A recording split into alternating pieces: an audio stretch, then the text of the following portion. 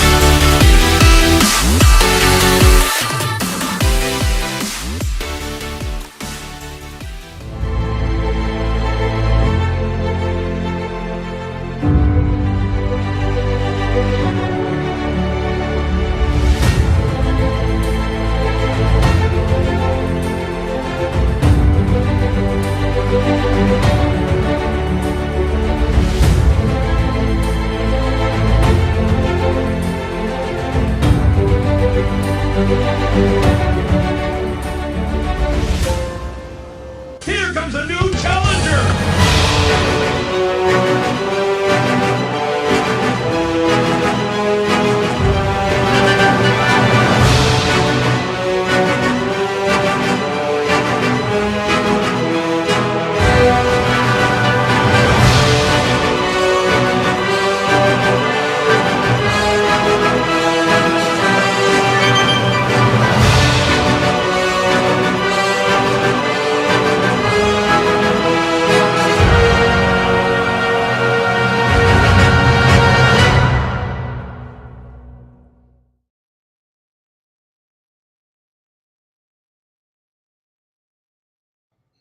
What's up, everybody? It's your boy MostEPIC Art back in the building. Oh my goodness, it's been so long. It's been so long since I've touched the chat and draw chair.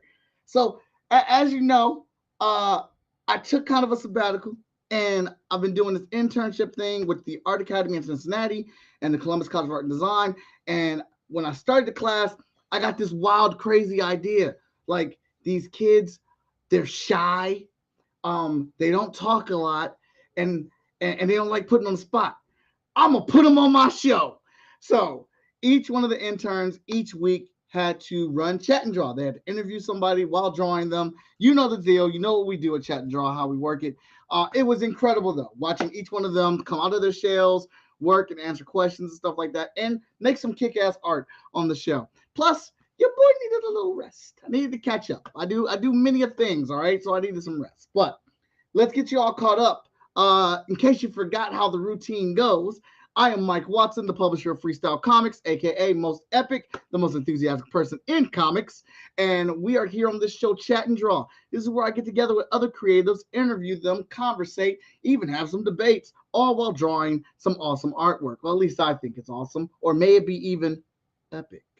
So, and then just to get you caught up on everything FSK, the Kickstarters for Green Zone, 5-star. We have started shipping on those things. Merch has started to go out, shirts, shoes, jackets, and things like that. We're putting in an order for the books. We're getting the bookmarks. We're getting the pens. The enamels are already ordered and all that stuff. So shipping on the rest of the things are about to be happening very soon. And then we're going to go into our next Kickstarter. But I'm going to save that for our preview break. All right, a little bit later on the day. I have just finished the pencils for Hot Shot 12. That was, oh my God, that was serious. I'm starting on Hot Shot 13. We have a ton of new books, but if you've been keeping up with our new show, The Feed with Fee, then you already know all about that stuff. All right, I got you caught up. I'm feeling good. I needed a little break. I feel recharged and energized. So we're about to come back out here now. We're about to bring out my guest. I am part of this really, really dope comic book convention that FSK got the pleasure of being part of last year. And now we're in the inner circle, baby. We on the inside. We help making decisions and choices and stuff, man. And because of that, I've got some awesome guests that we're going to bring out on the show tonight for my first show back. And it's going to be big. It's going to be large. So in traditional chat and draw fashion, let's get Wait a second. A new opponent has interrupted the tournament.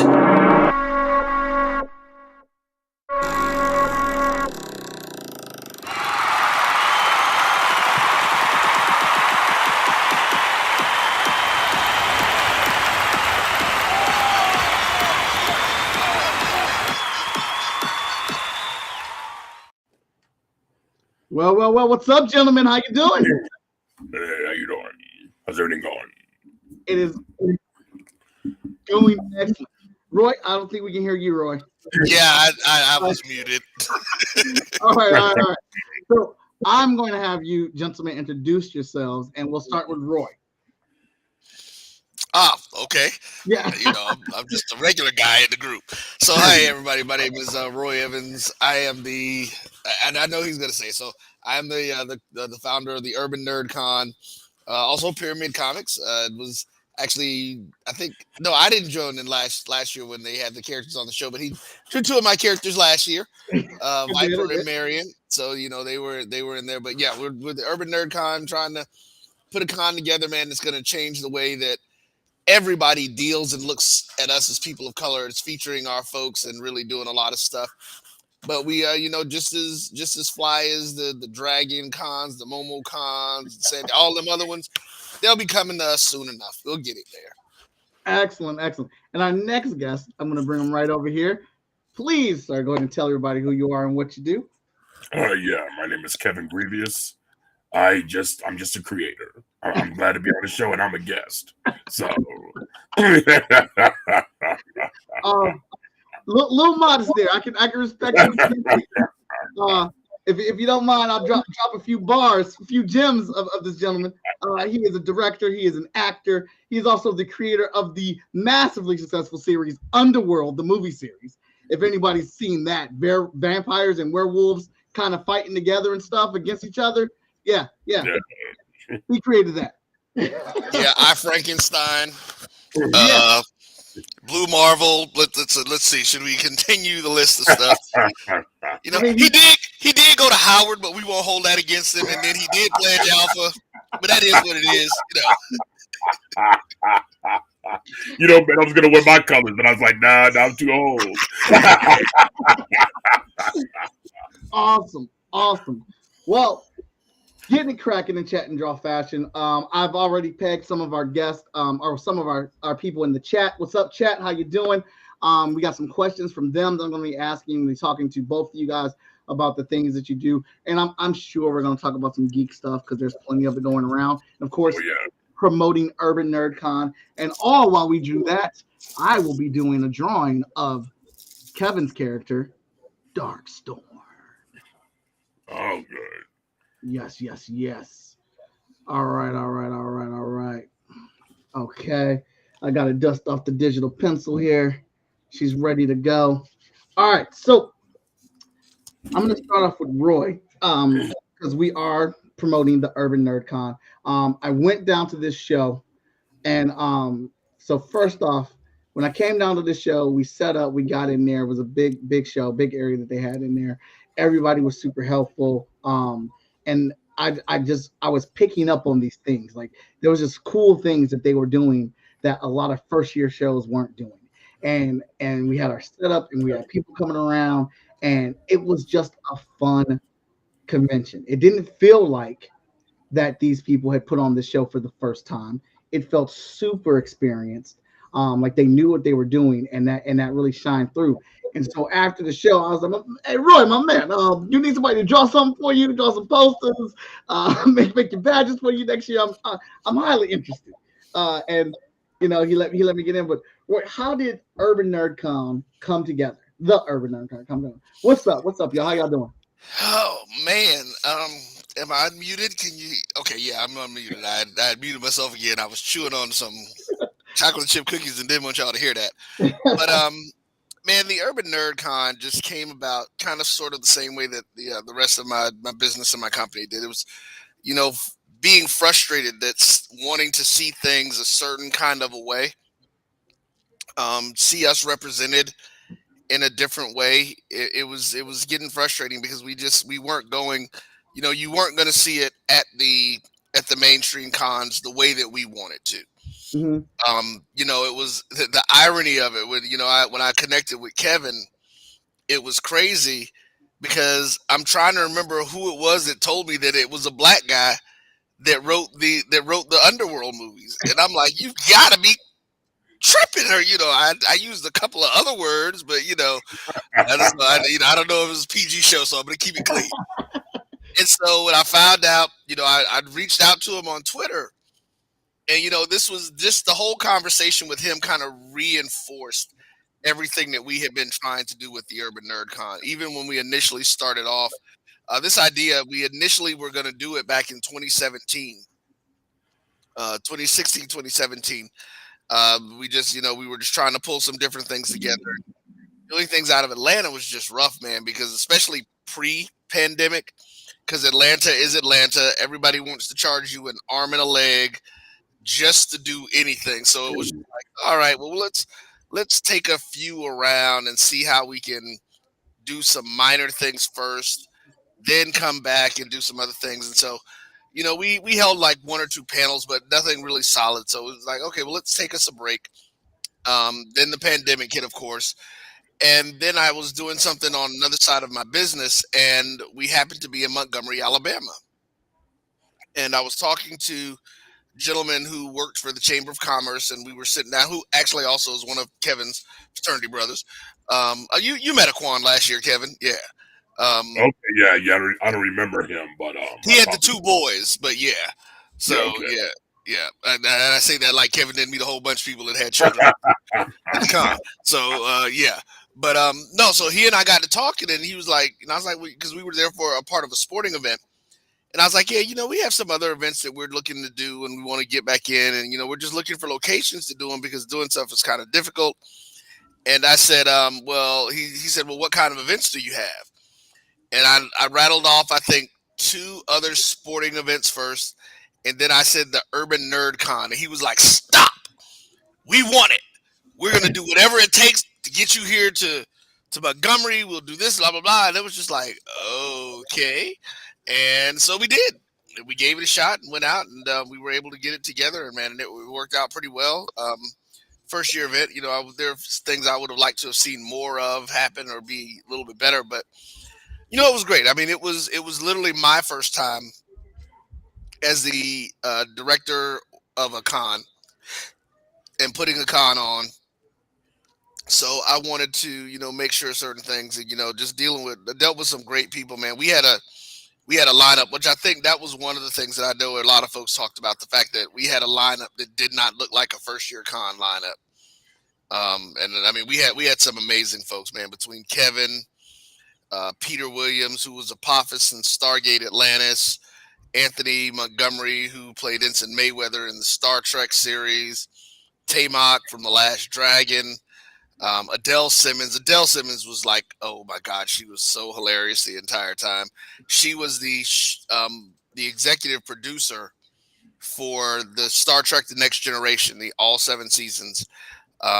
Dave Fennoy was phenomenal, and like I said, and of course Kevin Kevin was great. Like somebody said that they would pay money for that voice. Yeah, we've been saying that for the past year with everything. But yeah, no. So that's kind of how we got started, and now we're ready to grow it. We're back. We're moving it back to Atlanta this year, and we are just super excited about what we're going to be able to do and how we can change the world in the con space by bringing something. It's going to be a lot of fun. Excellent. All right. Kevin, one of our first questions from one of our viewers is, what made you change your biology degrees to a career in screenwriting? Wow. Well, here's the truth of the matter, that I was always into science fiction, speculative fiction, this, that, and the other. And so my going into real science was actually me sublimating one desire and making it more socially acceptable. You know what I'm saying? Uh-huh. So how do you tell people that you're going into science fiction for a living? As a kid, I didn't even know what that meant.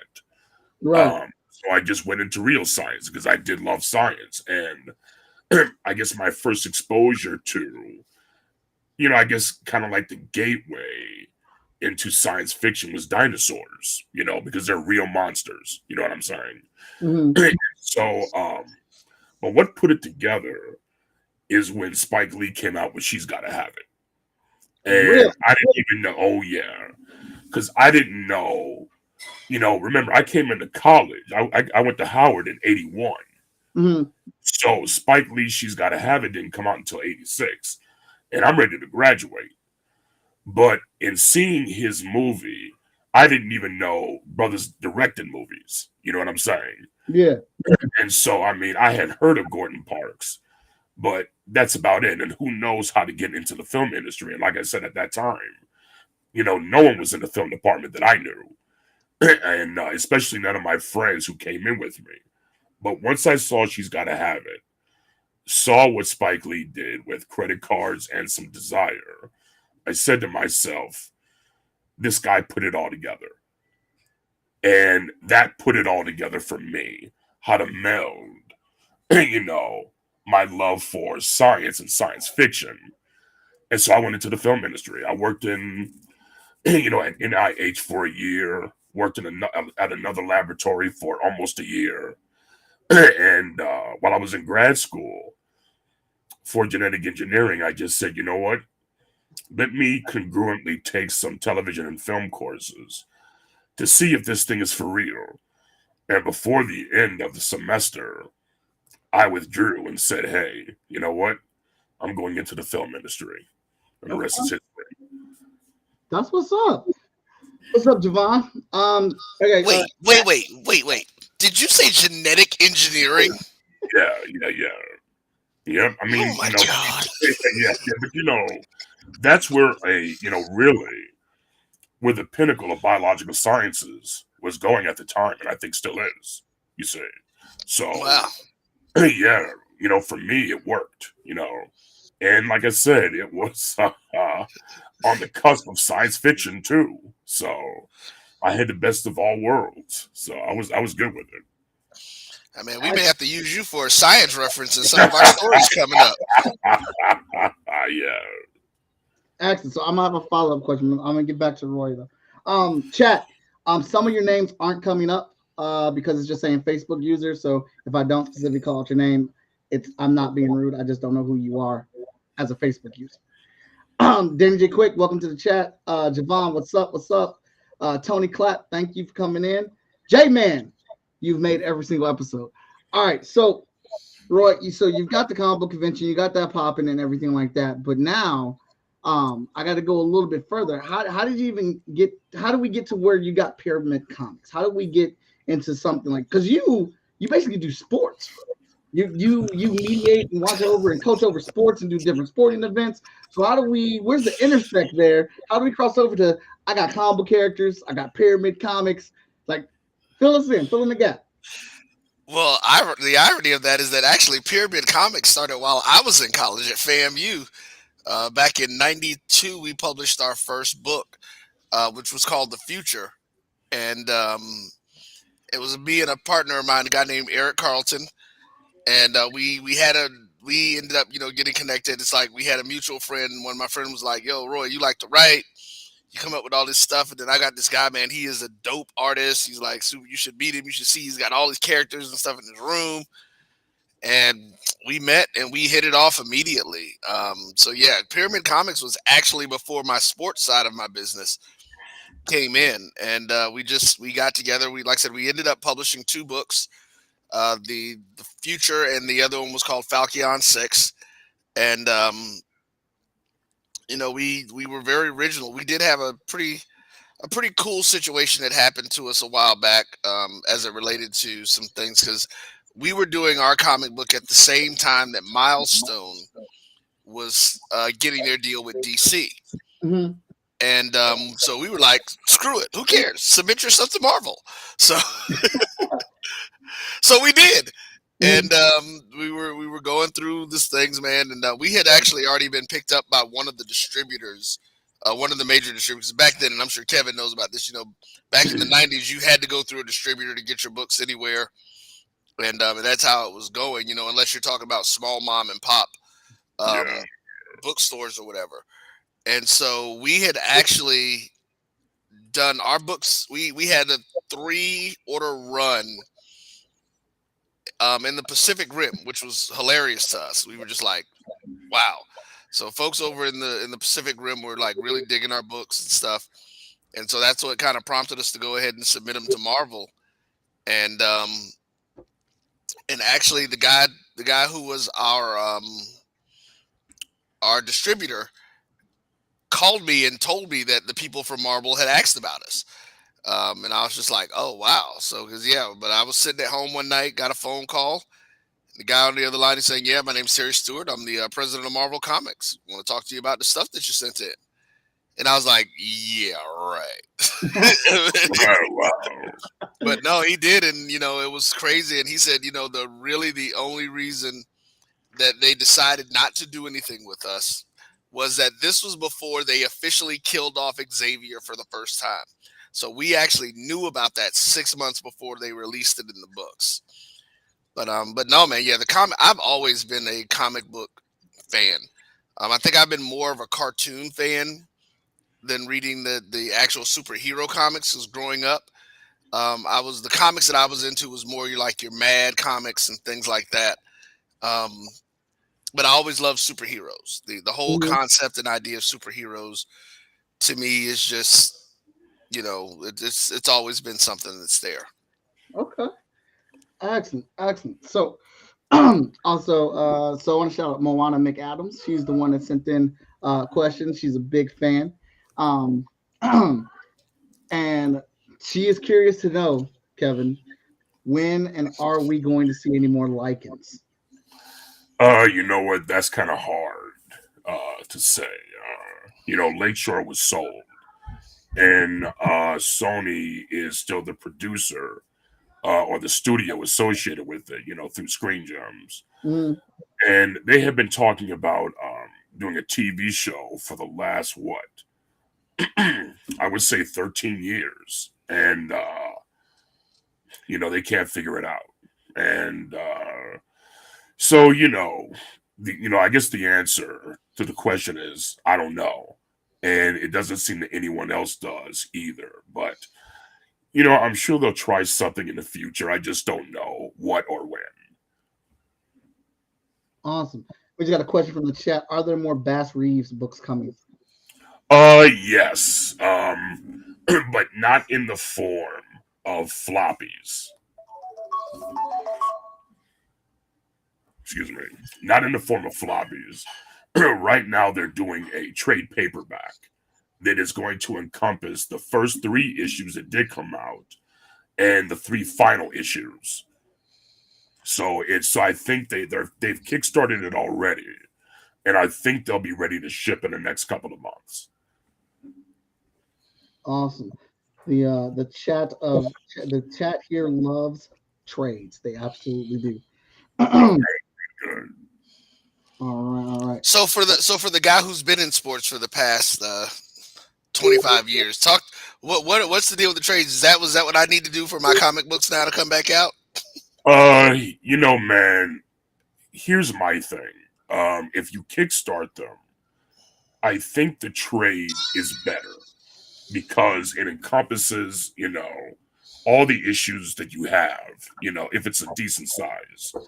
You only have to go to the printer once, and your customer gets a complete story, and that's why I like them.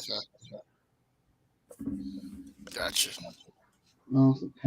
All right, so Roy, go ahead and tell us about a couple of your characters. I know we've been doing the classic reveal character by character with the black silhouettes on the poster. We got 3 more characters left to unveil, and I think our social media audience has been enjoying it, taking them a little bit back to some 90s era style promotions or whatnot. But we've unveiled all of your characters on the poster for Pyramid Comics. Yeah. Pick any one of them and tell us about them. Well, just in case somebody has a connection with Method Man, I'm going to go ahead and start with the character that I want Method Man to play.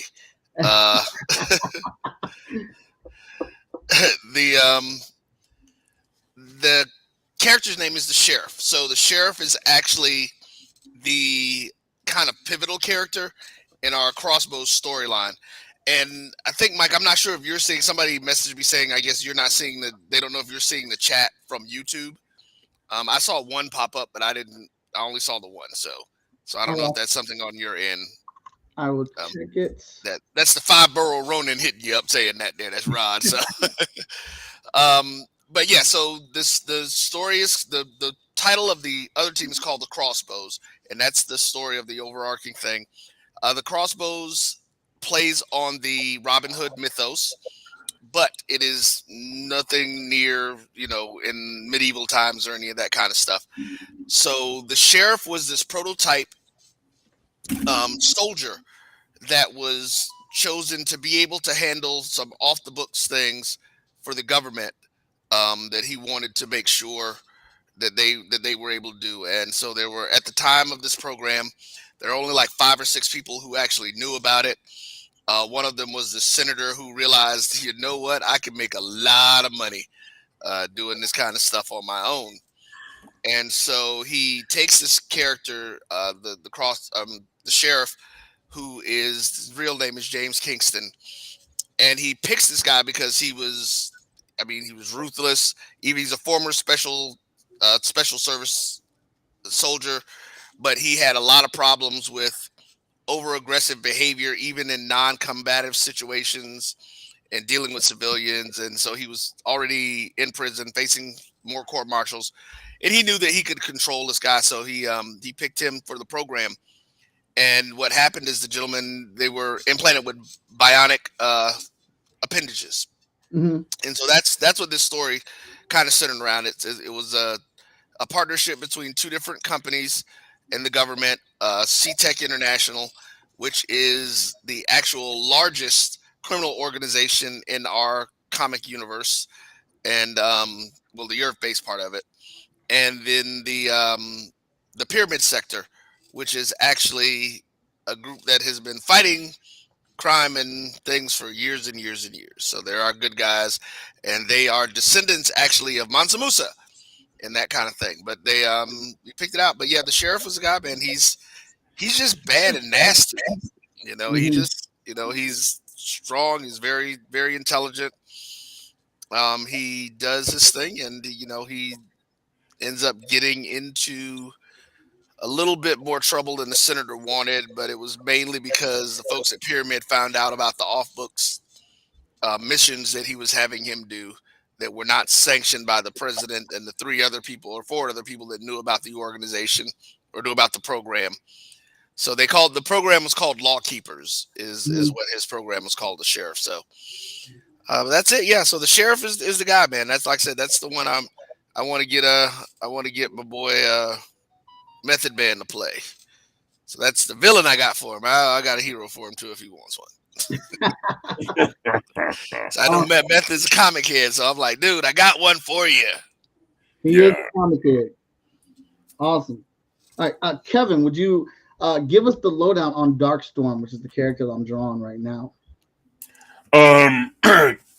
Basically, it's kind of like my my little love letter, and I guess you would say, the superhero that I've always wanted to do. And his origin, is quite simple. The way I look at the log line is that after a lifetime of being dissatisfied with superhero indifference towards humanity and their interference, kind of like in military affairs, Darkstorm is a former Marine named Bernard Gage, who must deal with his new place in the world once he actually gains powers and becomes a superhero himself. And it's what makes it interesting is that he's also suffering from PTSD. And I actually created this years ago before PSD became a thing. Now it's timely. And so, how do you deal with how does this guy deal with PTSD as being a superhero as well, going through what he's been through, and also bringing it to the superhero realm as well. And so it's quite exciting. And the first issue, has come out, and I don't know if you can see it right here. I'm gonna slide you over to the main screen. Right now. Yeah. And the cover is drawn by Ken Lashley. I actually have 3 covers. Ken Lashley. The other one was drawn by Ruben Marighi, and the other one was drawn by Dario Carrasco. But the Ken Lashley cover is my favorite. And so, if you guys want a copy, just DM me. Okay. And I'll give you the details and get one out to you guys. Awesome. And then I also have another book that I'm getting ready to kickstart. It's called Gentara, Rise of the Gen. And it's about this is my first, or one of my first female superheroes. And she went to Howard.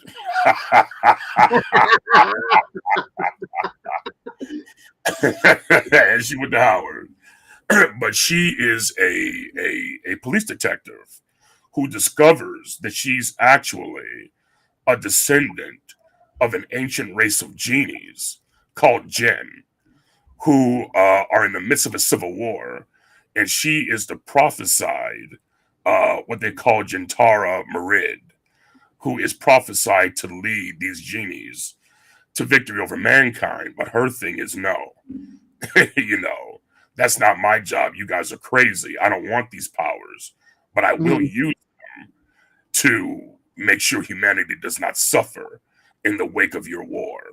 So really interesting. It's published by both me and Zenescope, and I'm going to be kickstarting it soon. Okay. So please look out for it. Awesome. Hope you guys took notes on that. He said message him if you want to copy the book. I'm definitely gonna message him. I'm saying right now I want to copy the book, but in case he forget, I'm a DM. Let him know again. You already got somebody saying it's back. They just get a link. Oh, why? Thank you. Awesome. All right. So this question is for both of you. Roy can go ahead and answer it first, though. When, Roy, did you fall in love with comics? I mean, like I said, just young, man. I just, I've always had a vivid imagination, and then I grew up pretty much alone. All of my sisters are much younger than me. Because my parents had me when they were both young, and then they both kind of, went their separate ways and didn't have any more kids for a while. So I was able to escape into the comic book world, and then it just, it just kind of went from there, man. It's like I said, my imagination just started coming up with all kind of crazy stuff, and and that was it. So yeah, it was just being young and being by myself a lot. So it gave me something to do. Awesome. What about you, Kevin? I got a late start, kind of. I didn't start collecting until I was 12. Now, I had always, like most boys who were, born in the 60s and, grew up in the 70s, everyone could put their hand on a couple of comics that they had. But until I met a friend of mine who actually introduced me to the hobby of creating, I just wasn't interested. I was, more of a monster kid, like I said, science fiction, monster movies, building models. That was my favorite pastime. And I guess my first hobby was actually Hot Wheels, at least the first 2 years where you had the Spectra colors, those were the good years, in fact, I don't know if you can actually see. I have my Hot Wheel collection hanging up, on my wall. But like I said, when I was 12, my brother discovered a comic book store in Highland Park, New Jersey, where we were living at the time, and went there and got some comics. And I was like, oh, I remember these characters, Fantastic Four, the Thing, so I started going too. And man, just fell in love with it, almost instantly. So it was cool. I liked it. Awesome. And we got a question from the chat right now. Javon Stokes, any more Blue Marble projects in your future? And his follow-up question is, why haven't you accepted my friend request?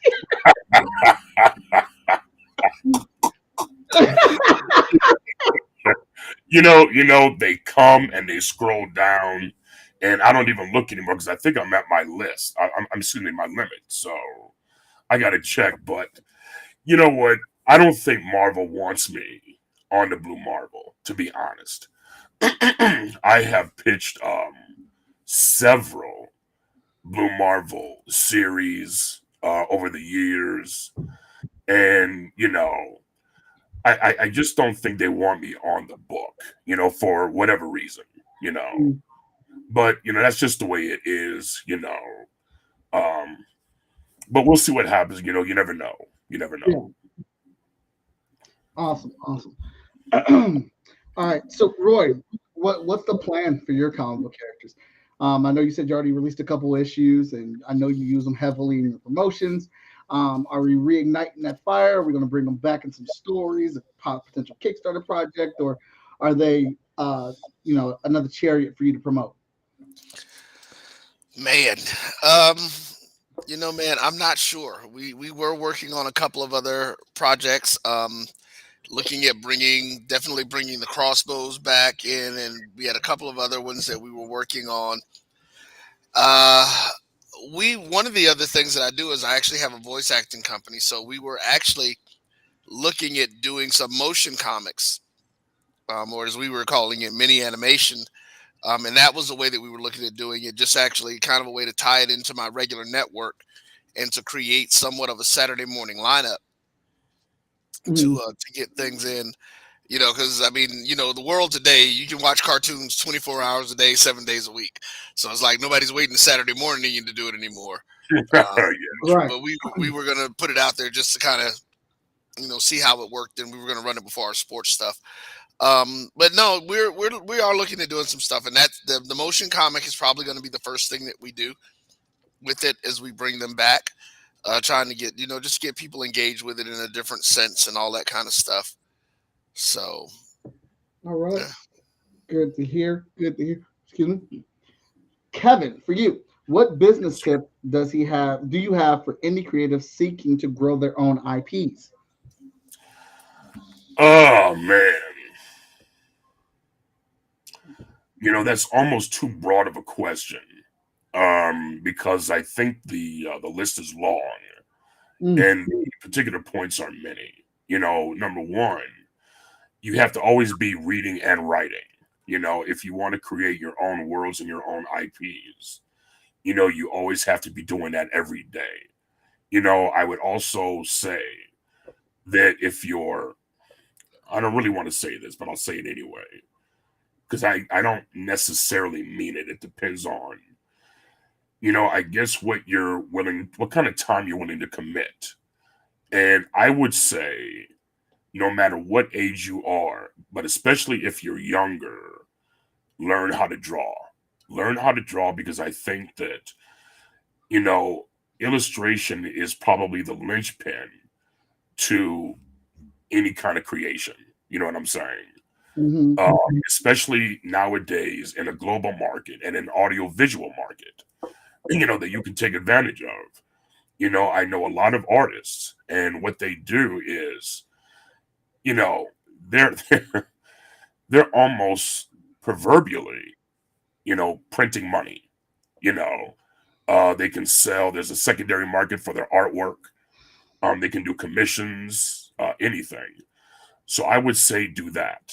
Um, you know, that's probably the most important thing.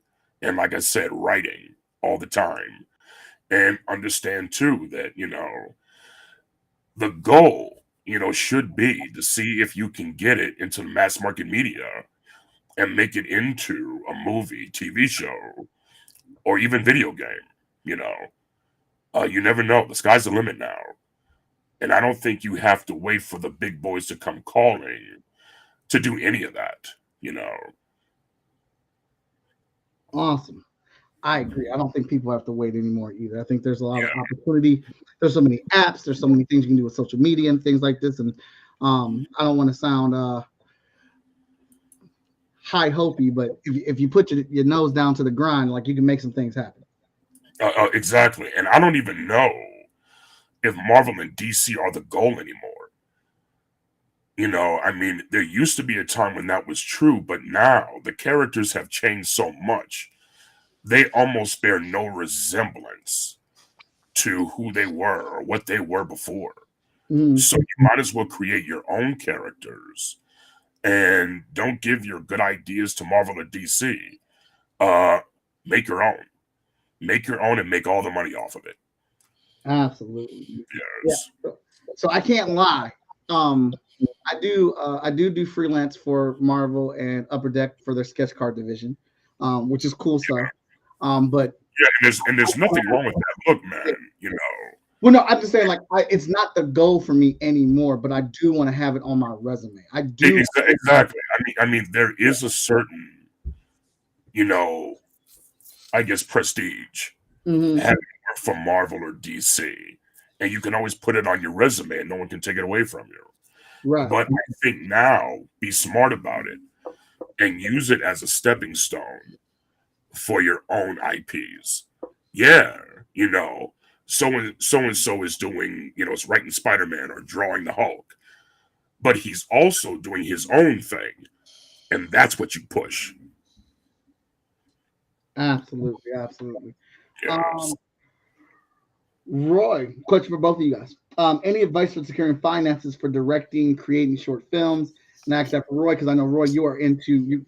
Well, actually, both of you. You have your hands in a lot of different things, a lot of different venues and avenues, and you're out here making it work at different levels of success. So, any advice for us up and coming people here trying to get into things? Kevin, you want to take that one first? well, well, you know what? You have to have a screenplay if you're gonna do film. You have to have a screenplay, and it has to be ready to shoot. You know, develop, ready to shoot, and you have to go find the money. Now that is easier said than done. You know, there are places like, you know, Tubi, and this is, you know, I say Tubi and this other company called All Black, just because they are looking for African American content. Now, whether or not they're going to give you the budget you might need to bring your vision to fruition, that's another story, you know. But that's one place you can start. But, you know, getting an agent, you know, making sure you have, you know, to me, a good screenplay editor You know, because you're going to need two sets of eyes rather, to see if you're doing the right thing, see if you're on the right path in terms of your, you know, ability or career trajectory. You know, you need that, and I think that's important. So Yeah, so I'm gonna give really bad advice. If it's on your heart, just go out and do it. Do whatever it takes to get to the point to being yeah, able to make it happen, man. You know, it's you know my regular, as I call it, my regular 9 to 5 business that I do, the Black College Sports Network, is what helps me be able to do the Urban Nerd Con at this point. You yep, know, we put it out there, but that's also a passion, you know, a labor of love, and it's you know, I've been doing that for 25 years, and we literally just made a consistent profit the last 3 years. You know, we had some really good years, some really bad years, but you've just got to believe in you. When you're talking about securing finances, it's hard. And you know, I don't like, you know, that's one, like I said, I'm gonna bad advice. I'm gonna be real straight up, because you believe in something, it's not gonna always translate into someone else believing into it or believing in it. And when you're looking for funding for stuff like that, when you're looking for funding for what you need to consider from yourself a passion project, and that's one of the things that you have to know. yeah, You know, it is literally a passion for you. So that doesn't mean that that's what everybody else sees. They have to see the value in it. They have to see the return on investment opportunity. Um, I think, you know, I did have some ideas that I wanted to try with some of our comic book stuff. You know, my folks will tell you I am not big on Kickstarters. You know, not yeah. I think the GoFundMe, and those are. I just, you know, I think you just do it and you give the people something. And you know, Kevin mentioned your IP and some of the other stuff. Mike mentioned merch.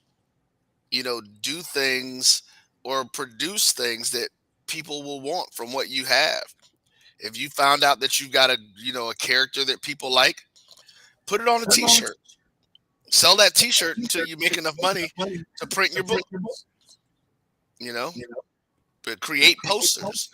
I think that's one of the things that a lot of folks who are in this in the comic field miss out on the opportunity of doing, because they're thinking about the end result and not thinking about the things along the way that can help them get there. yeah. So In fact, you know, I'm glad you mentioned that, because one of the things that I've done in that vein, um, so in Darkstorm, one of the things I did was I actually created merchandise from some of the items in the actual book. So, Okay. so here you have. Let me get to it. So I don't know if you can see this right where my index finger is. Okay, right here. That hat he's wearing is the same hat I'm wearing. You see what I'm he got it on. saying? Yeah, the same hat Yeah. I'm wearing. So I also have.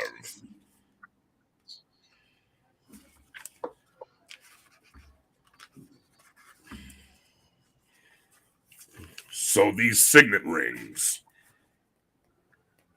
that the character is wearing here, I actually got those, had those manufactured. You know, the same thing with the patch he's wearing right there on his shoulder. That's what you do. Yep, You put your actual the merchandise that you'll be selling in the book. in the book itself. You know, and look, I got that from watching Saturday morning cartoons. You know, they have their, you know, underdog super energy pill in his ring. You see what I'm saying? You know, just anything. Frankenstein Jr. used to have a triangle on his chest. You get a T-shirt made of that. You can do things like that, and they actually help you sell your project and also um, keep it out there. You can have it on your table when you come to conventions. You can sell it as different tiers on your Kickstarter. That's what you have to do.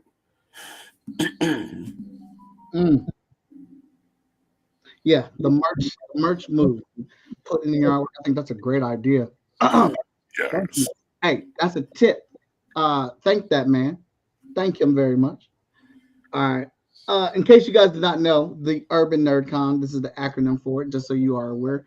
The Urban Nerd Con, we are dropping panel announcements and things like that as well. But we're gonna take a little commercial break here for a second, promote some stuff. Because I like to promote my stuff within the podcast that I do as well myself, sir. So so we do a couple other things or whatnot. Let's see here. We have a Kickstarter coming up for our card game, Epic 21, and here is the preview of it.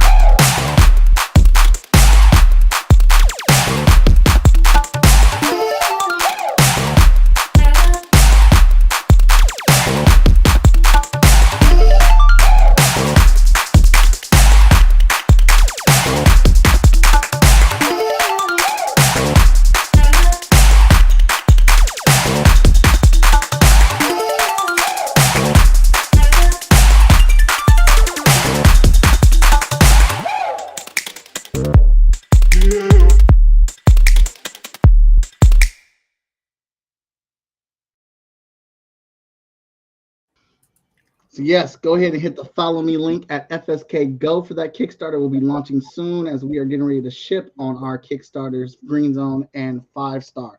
That's going to be a battle card game that is like Blackjack with superpowers featuring the characters of Freestyle Comics. All right, so let's switch gears here a little bit, gentlemen. Let's get into your preferences, your flavors of the week. What are you feeling in geekdom right now? What movies are you excited the most about? Give me your 2 top films that are coming out that you can't wait to see. Either one of y'all could jump on that. You know what? I guess I'm waiting to see the next MonsterVerse movie. King Kong versus Godzilla. I'm hoping against hope that they actually make War of the Gargantuas. I don't know that they will, but I'm waiting for it. But I love those movies. As far as comic books, the book that I actually like the most has not seen print in a while, and that's Walt Simonson's Ragnarok. To be honest, as an artist, I think he is better now than he was when he did Thor back in the 80s. And I love his stuff. Okay. So were you a fan of the latest King Kong versus Godzilla movie? Oh yeah. Okay. I mean, I had some issues with some aspects of the battle. Like I don't think Godzilla's breath should have worked like a laser, because that gives Kong no chance. Mm-hmm. I think Kong should be able to withstand it for at least a couple of seconds before it burns him. Yeah. But it being like a laser, it's like, well, how's he gonna fight that? Especially when it can go through anything like air. I'm surprised he wasn't cut in half. And that was too much. Mm-hmm. But still, I enjoyed it. Okay. Roy, what are you looking forward to? Oh my God! So yeah, I've been so busy, man, that I haven't been to see anything. The one thing I really want to go see, I want to go see John Wick. I don't know if y'all consider that geekdom or not, but Oh, absolutely, absolutely. yeah, John Wick is just kick ass, and that's just that's just it. I did see the preview for Denzel's Equalizer 3. I am Mhm. super excited about that. Actually, Okay. I'm more excited about the Equalizer 3 movie than any of the other stuff. I thought that was a really good character for him. I wish they would have given it to him 10 years ago. Hmm. Um, but he's I think I love that character. I was actually a fan of the Equalizer show from back in the 80s, but I like this new rendering of both episodes, actually, the movie one and the television one. Um, I think I may have been given a little bit of hope that DC didn't create another cluster crap with the Aquaman movie. Yeah, I'm not gonna say the Flash movie, because they should have just that as close as it is, it's probably Flashpoint, the cartoon. They should have just used the Flashpoint cartoon entire storyline and stopped changing things around just to try to appease other people. That would have been everything they needed to reset. But the actual Aquaman trailer looked interesting. So now I am curious. The second one looks interesting. I don't know if this is the officially the second one or if this is the first one. They came out a couple of days ago. Um, but that actually made me interested to see it. But the Equalizer 3 is probably the one that I'm most excited about seeing. Okay. I am. I have not seen John Wick. That's the only one recently that I have not seen yet. Just been too busy and trying to catch up on other films. But I cannot wait for Guardians of the Galaxy 3. This is what I have been wanting. I want to be punched in my emotional face. I want the pain, I want the loss, I want the heart. I want to see my heroes suffer in this movie. And I feel like they will while still being this dysfunctional family that they are. And while I don't want to give Ezra Miller any credit at all, I am excited to see Michael Keaton back as Batman and their version of Supergirl in this. And I love Zod. I thought Oh Boy did a great job as Zod, so I'm glad to see him Yeah. come back. For me, um, any TV shows are you binging? Any TV shows on Netflix, on HBO, Apple Plus, Disney? You know what? I actually like the Power series. You Okay. know, I don't think it's great writing and it doesn't make a whole lot of sense. But I think it is still interesting and fun. And really, that's all you should expect from your entertainment. Is it fun? And you know what? It is, especially, man, I don't know her name, but the girl who plays Rock, she is intense. And I really like that character. That's the gangster's daughter, right? No, No, that's okay. okay. No, that's the one in Raising Cain. She Okay. plays Cain's mother. Mm. The character that 50 Cent played. Okay. Unfortunately, I've literally never seen an episode of Power or any of the 50 Cent stuff, so I don't know. I'm sorry. Yeah. Black That's card. good. Godfather of Harlem, I think is great. Yeah. Mhm. Really good. Now what else do I like? I even like BMF. Oh, okay. I know what you're talking about. Yeah. Watch that as well. So that's fun. Okay. I actually had just started watching Power a couple of days ago, so I'm just kind of getting it. Or The Power is what it's called. I think the same one that Kevin was talking about. Being a former political pundit, I actually have been watching The Diplomat. All right. Netflix has a way of doing political shows that I think is absolutely amazing. House of Cards was literally the most realistic depiction of politics that I had ever seen in my entire life.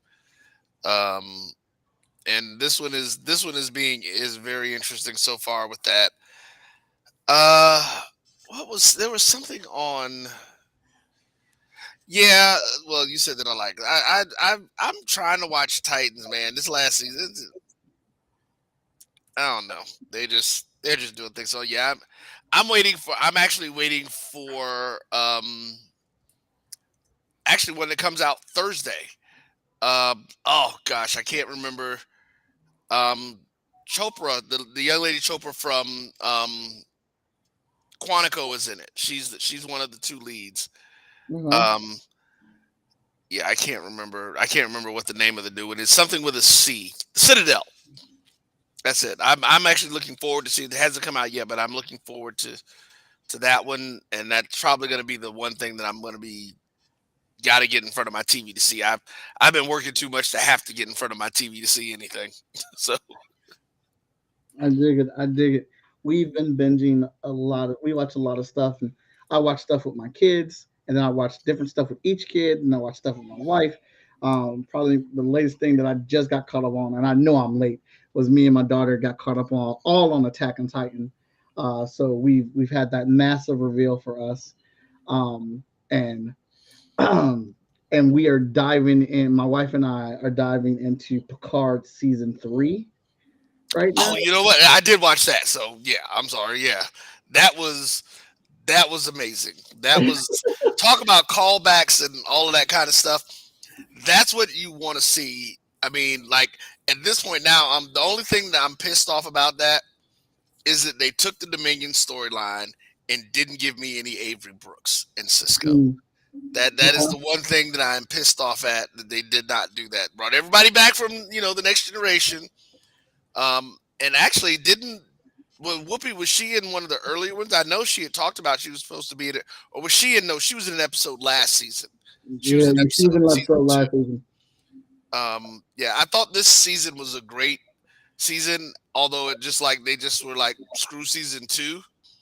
Um, we're gonna make the Borg Queen come back, and it's not gonna be your friendly person that you were dealing with. So, but yeah, Picard was really good. I think and I'm glad they did it and they cut it off. They didn't keep dragging him around into the storyline. Right. And not did they deal with his disease at all? Oh yeah, you didn't see it? No, I haven't watched. You know what? I haven't watched one episode of Star Trek anything since Voyager. Mm, Yeah, I'm gonna have to catch up one day. Yeah, yeah. they actually did bring that up. This if you dealt with that, that actually is something that you probably will find interesting. I thought they actually did a really good job with that whole situation. Yeah. Well, I'm looking forward to it. We're on episode 3 right now, or what? Oh, I'm glad I didn't say what I was about to say then either. Ooh. Oh no, you're. I'm glad Almost you did. spoilers. My bad. I gotta remember. I'd be doing grumpy old nerds right now. We'd be like, screw it. We're telling you everything. If you don't like spoilers, don't watch. So Oh yeah, if I would have got caught slipping, it'd have been my own fault. Like I said, it's been out for a little bit, so I should have been jumped on it. But well, it just ended. That and the Mandalorian. How can I forget the Mandalorian? yeah, Being I a was Star going to Wars say fan. that. That was dope too. So That was a ride. So that brings up a good question going there, because I actually really enjoyed, and obviously if people have a different opinion, that's perfectly fine. But I really enjoyed Mandalorian. I love how the Mandalorian has expanded past the main character and explored other characters. And I think outside of Boba Fett, we're really getting to see the inside of Star Wars. Like we're getting to see culture, diversity, like what makes these people tick, how they're their way of lives and things like that. And I think that I've been finding that stuff really interesting or whatnot. But what has been any of your takes on the new Star Wars content that we've been getting? oh man, I'll jump in on that one. I'm a big, super huge Star Wars geek fan. So um, I completely agree with you. It's what is it, Dave Filoni, Mm-hmm. who they gave the reins to, because we will not mention those 3 movies that were made after, because they just completely foobarred everything about the universe. I hated it. I just really thought that those were just really, really bad. Dave is doing something that you really should. That a lot of folks thought he's bringing all these other things that were really, really enjoyed by the fandom and tying them in and making them canon. And I think by doing that, he's doing exactly what you're saying. He's giving us the ability to learn who these people are, to see who these folks are. That's now so you don't have to go back and create movies about characters from the original 3 movies because no one knows who they were. They just kind of showed up and they were there, and then everything kept feeding off of them, with no real development. So I really like all that too. I love the way that they are bringing the whole just the Mandalorians period. They took literally one of the most obscure characters in that storyline, and they are literally now building the universe around that. With what they're looking to move forward to. At least that's what it seems like to me. Yeah. Kevin, have you seen any of the Star Wars stuff? You know what? I think I saw The Force Awakens and didn't like it. And I am not a huge Star Wars fan. Okay. I like Star Wars, but not a huge, crazy fan, and so, I haven't seen The Mandalorian, haven't seen any of the other movies except for, like I said, The Force Awakens. But, we'll see, I'll get to them eventually. Okay. Yeah, don't worry about the last 3 movies. Just watch the stuff they put on Disney. Those other two movies, I mean, they literally remade. It's like they just remade the original trilogy. It's like, really, y'all, this is what you're gonna do here, huh? Well, yeah. What that was one of the reasons why I didn't like The Force Awakens. It's like, you got to be kidding me. Well, see, so here's my theory with The Force Awakens. They just spent a lot of money on this IP, and unlike the example Halo series, which pays no respect to the lore of Halo. I think what Disney had, and I could be wrong. Obviously, I'm not in a boardroom. I don't have billions of dollars in my pocket or whatever. But I think they had to make The Force Awakens to show that they understood how to make a Star Wars movie. They could make a comparable Star Wars movie. And then they went ahead and did The Last Jedi, which I've gotten plenty of debates about, and I don't care. I love the direction that it went, because it went in a completely opposite direction of where we're going with. They took risk in there. And then they chickened out when all the fans started hating on it because it wasn't their Luke Skywalker or whatnot. And then we got The Force Awakens 2, the crap edition, in the last film. So I think they were trying to build a safety net with the first one, and then they said, all right, we're going to do what we want to do now, and since we got your trust, and then they lost their trust, and then they went backwards all the way. Yeah, I don't think they needed to even do that. I mean, it was such a reboot or retelling of the very first Star Wars movie. I'm like, beat for beat. I mean, hasn't the Empire learned that these Death Stars don't work? There's always some little glitch. Yeah, it's like, oh, come on. If you can't get it right, forget it. And yet they use that as the big overarching goal. And I'm like, oh, brother, it's just not cool. Mm-hmm. It's just like not cool. And I don't know. I just did not have fun at all, But, to each his own. Yeah, to each his own. I understand that. Everybody, I love having a good debate about it. I love having conversations, discussing and whatnot. But I definitely do think the Star Wars content on Disney Plus is they've been doing a way better with that content. Looking forward to seeing where it goes, and because all the Disney Plus content is going to end in a movie by Dave Filoni. He's going to do a movie closing out a big story of what they're building up to. So, awesome. Roy, what can we expect from the Urban Nerd Con this year? Just give us a quick sample platter of what you have on the food bar for it. Oh man.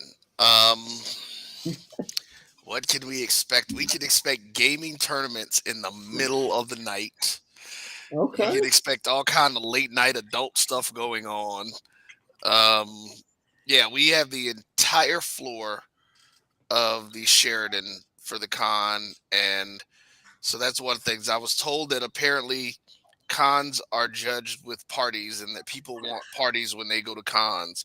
So I'm curious, any of your folks who are listening, to see if that's actually true. I'd like to get some feedback on that one, since that's what I've been told, is that everybody wants parties at the cons. Um, so if we have any Star Trek fans out there, and oh darn, I guess I technically can't really announce it, but I'm gonna do it anyway. We'll put it this way: we might have a Vulcan and his band coming in to do a concert at the con. Um, so that sounds pretty cool. He has this Tim Russ. Okay. He has a band in there. We're actually talking about his band coming in. Um, this year, one of the great things that we'll have the opportunity to do, we're going to do our first award, and that is going to be our Sci-Fi Vanguard Award, and it's going to be named after Nichelle Nichols. So we're working with her foundation on that. So that's like really really cool. They're allowing us to name that award after her. And then we're going to start. Me and Kevin are already pulling names and pulling some things together.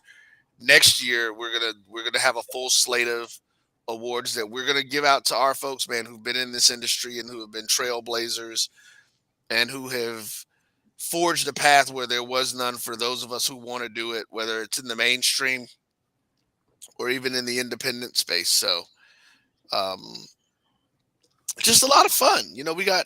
We had the first black Bond woman is going to be at our con this year, Miss Trina Parks. Um, let's see what else is something that I think is kind of cool and interesting. Um, folks from Brother Man are going to be rolling through. Dawood and Guy Sims are going to be coming. Um, we will have some Star Trek screenings of some fan movies, along with some of the folks from Star Trek that'll be there. We're going to be doing some different workshops, uh, like I said, voice acting. My man China is coming in with the Fight for Film. China McCoy, for those who don't know, China McCoy was the action body double for Lawrence Fishburne in the Matrix movies. He was the one that did actually all of the martial arts and stuff. Um, so yeah, that him and Tiffany Tony are going to be around. They're going to be doing some classes showing you how to fight for film, how to do stunt fighting and all that kind of stuff. So yeah, we got some good stuff, man. The cosplay contest, I think are going to be pretty epic this year. I think that those are going to work out really well. Awesome. Not to mention all the panels, the panel discussion, Yep. all the vendors that we have coming in. We got some real cool people coming down there. Freestyle Comics will be there, doing a lot of good things and stuff. So, yeah, looking forward to the show. I'd like to shout out the Urban Nerd Con last year did this thing I thought was really freaking cool. I'd never seen a show do it before. And like I said, for me going to a lot of different shows, I've not seen a show do it before. They did what was called Con Bucks. They had a little budget for kids, and they would get $5 or $10 on a little slip, and they would get to spend that money with the vendors. And Roy, if you could tell us a little bit about that, like how you came up with that idea, and because it's a real good story, and when you told me, I related to it a lot.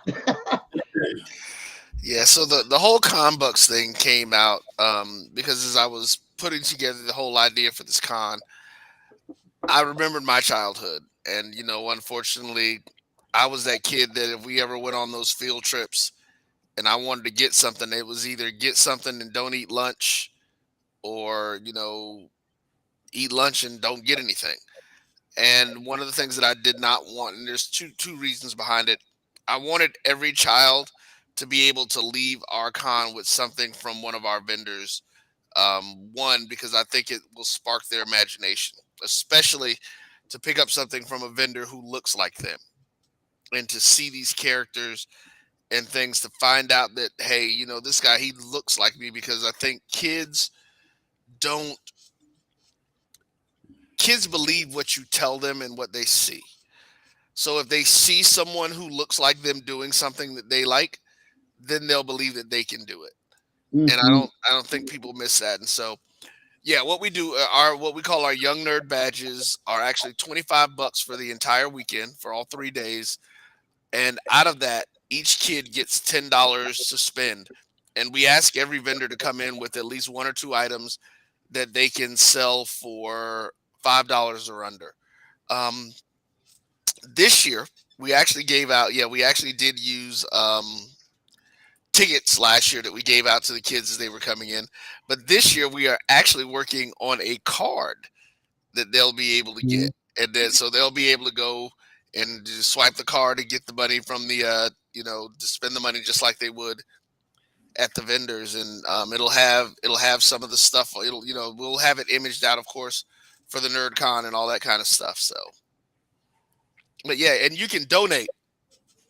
You can donate tickets for kids at the youth young nerd badges. They're again $25, and what we do is we will give them out to youth groups and stuff who want to come in and have groups of kids that can't afford it. Last year we ended up with about 600 or so badges being donated. I want us to get to 1,000 in this Atlanta area, and be able to bring at least 1,000 kids in. So hey, we'd love for you to donate it, and those badges, like I said, go straight to kids in the community.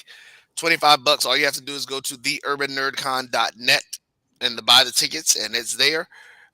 You can also just donate con bucks for kids under the age of 12. Because those kids get in free. So, if you want to just give con bucks to those little kids when they come in, we'll hand them out to every kid that walks through the door. Awesome. And I freaking loved it. When they gave the kids the money, I promise y'all, it was like letting kids loose in a toy store. Like, you could tell that they had been walking around, not realizing this is like they were waiting for this to happen. And you could tell they had gone around and they had marked their territory. They knew what they wanted. They'd already went to the vendors. They'd already checked off their list. And when they got that money, it was a pack of wild children. They ran, man, and they ran all in their respective directions. They knew where they were going. They knew what they wanted. They were very happy. And then the vendors were happy too, because that was just really cool to, for them to be able to be in control of their own, have a little bit of money of their own to spend on something that they wanted there. And so it was that was the tipping hat right there that made me say, yeah, I want to be down with this show. I want to work behind the scenes with these people. All right, okay, Kevin. Yes, sir. Another question from Moana. If you could change one thing about your journey, what would it be? I would learn how to draw, or I shouldn't say learn how to draw. I would have kept up my artwork. Mm-hmm. That is my one regret. My one regret, because I never knew I would be in this industry.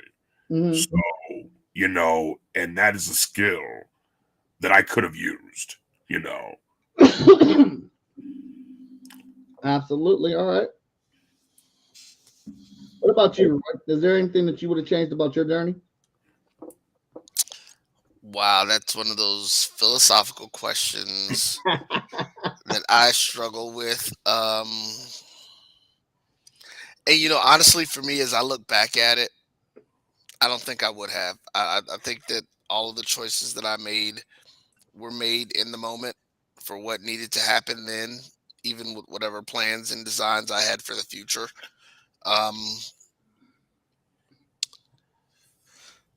Yeah, I mean,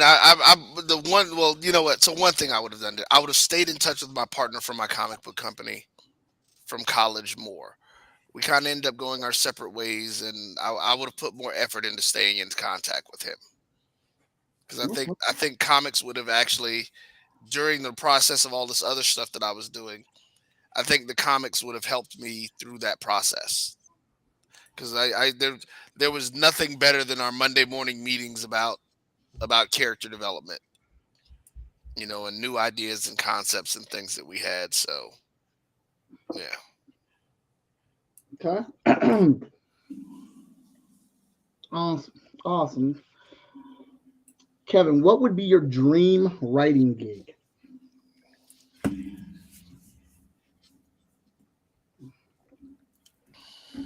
You know, to man. Well, if you're talking comic books, I am going to talk about, Marvel and DC. It would be to be able to do an extended one shot on each of my favorite or top characters. And then I would have hit the bucket list. I mean, if I could do like a 64-page Fantastic Four book, Hulk, Avengers, Thor, Luke Cage, Mhm. Black Panther, you know what I'm saying? Batman, Wonder Woman, Flash, Green Lantern, Iron Man. If I could do that, that would be cool. Okay. All right. All right. I hear that. I hear that. I think my dream gig would have to be able to say I penciled issue of X-Men and Storm. If there was ever a chance to do a Storm series, I would love to draw Storm Yeah, and really get to play around with her hair a lot. I heard that.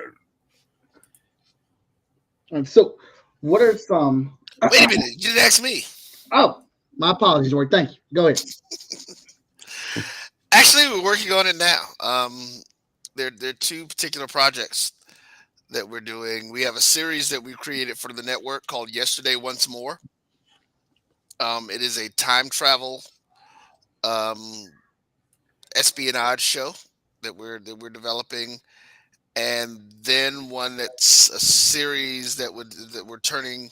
It's a movie that we're going to turn into a series that we're developing, and it is called Patient Zero. And yeah, so I'm working on my dream projects now. Okay, Good. that is what's up. Sorry, we're getting to the deets of the project now. Altering and tailoring this costume. And Looks yeah, good so far. thank you. And yes, I do want a rematch for that Comic Combat. No, it ain't a game, it ain't a joke. Javon's out here saying, so first, I love how this podcast has turned Javon into. First, he was like, the show's looking great, y'all. I hope I can get out there next year. To y'all really make me want to go to the show. I really want to come out this year. Listen, this is going to be the one that they're going to be like, yeah, we could tell you what happened, but whoo, you should have been there. All Don't right. miss it, dude. All right, he Yeah. can try. Javon gets out to a lot of shows, so I think actually he said on his Facebook he wanted to go to somewhere he was already booked for one. That was happening at that time. All right, so we got that. We talked about your writing gigs. Uh, again, geekdom is super popular. It is all over our world. We my wife and I were driving out to dinner with the kids, and we just saw this random guy who you would not think is in the anime get out his car and then throw on this full all night hoodie.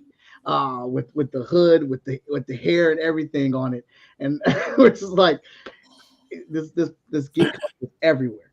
So, what is something that you may have seen or experienced through geek culture that you think they dropped the ball on, and how would you fix it? Hmm. I don't know. I mean, I think about that one, Kevin. You got anything on that one? Ooh. There have always been movies that I thought could have been better. Um, I will say this: I've had some issues with some of the Marvel stuff that has come out recently. Mhm. Well, you know what? Maybe not even recently. I liked Luke Cage, but I think there were other things that they could have done to make it better. Um, Like I really like Michael Coulter, but he was so articulate. I didn't get a sense that he was really Luke Cage. You know what I'm saying? Mm-hmm. But still I like him, so it was what it was. I thought he should have really been more street level, having been an ex-gangbanger. Like, I shouldn't say this either, but to me, Method Man, that was Luke Cage. I like that brother a lot. That he was Luke Cage. If I can just see him in the role because he has that naturally tough exterior, and I like that. I also think, while I loved Avengers, Infinity War, I had some issues with Endgame. The fat Thor, the fact that now Thor has two weapons, and he's still getting smacked around. The fact that the Hulk, didn't get his day in the sun and get back at Thanos. You know what I'm saying? Mm-hmm. I don't know. I guess I just didn't like that. And then Captain America wielding Mjolnir with no experience, better than Thor ever had. And I'm like, what kind of sense does that make? So, like I said, it's geek stuff. So, but that's my feeling. Hey, I asked the question, man. I gotta respect the answer. Yeah. What about you, Roy? The funny thing is, I think I had a couple of the same problems that I had that Kevin had with Endgame. I think I did. The whole I've been having an issue with just the way the whole dynamic of the Bruce Banner and Hulk situation. Yeah. I think I don't know.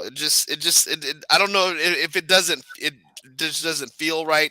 And maybe it's because of the fact that they don't have complete control of the character, so they couldn't do what they really wanted to do, and maybe that's what they were trying to do. Yeah, I would have never made those last 3 Star Wars movies. That's the biggest thing. It's just, yeah, they're horrible. I hate them. Because I wanted the return to the epic, like this to me, and how I would have fixed it. The last 3 Star Wars movies to me should have been a build up to them being able to backtrack and tell the story of the Old Republic. So Luke was supposed to have started his Jedi school, and he's got these forces of young Jedis coming up and all of that stuff. And of course, in secret, someone was out there with a new Sith, a Sith apprentices, and they're doing the exact same thing. They're doing everything they're supposed to do. So, that I think there was so much they could have done initially, and I think they just did a bad job of doing it.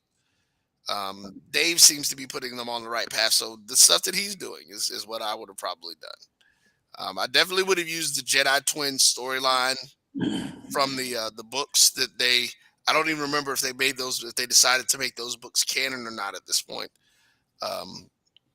But yeah, the Jedi twins, I would have went down that one. All right. Whoop, whoop, Javon, holla, holla.